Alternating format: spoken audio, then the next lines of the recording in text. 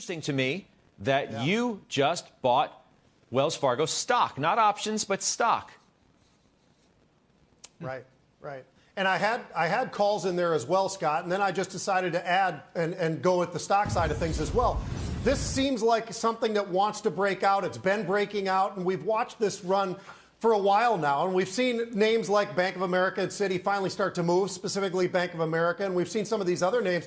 I really have been adding to this financial exposure that I've had for a while now. This goes back towards the latter part of last year, just because it was so hated, Scott, and it didn't look and didn't feel all that good back in the late fall, but it's starting to feel a heck of a lot better now. And I think that there's a lot of different areas within, let's call them really financials rather than just saying banks, because I think there's this huge distinctions between each and every one of the names that we bring up each and every day, and I think that's really important. So, yeah, Wells Fargo, that's, we're talking banks.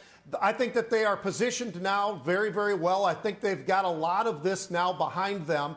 And because of that, I think that's why we're seeing the performance that we've seen of late. And this is a stock that even on some down days recently, we've watched Wells Fargo actually move back up and be in the green while the markets are actually still going fairly deep into the red at times. So I think that there's a lot of reasons right now to look at certain names within the financial space, and I've got quite a few of them right now, and I'm happy with all of them because when you look back to the earnings cycle, we actually learned a lot about a lot of these various names and how they're doing and how they're doing it and where they're actually capitalizing best. And I think there's just countless names out there right now that still have plenty of upside. And I think there's a lot of room to shift around within that as well. I see Joe's talking about Goldman Sachs and Morgan Stanley as his exposure. Those are great names. They have absolutely been performing incredibly well. I've traded those, but I haven't had, I've been in other names where I want to be from an investment standpoint, but those are phenomenal trades because the movement that we've seen out of some of those names just violently to the upside has been extraordinary.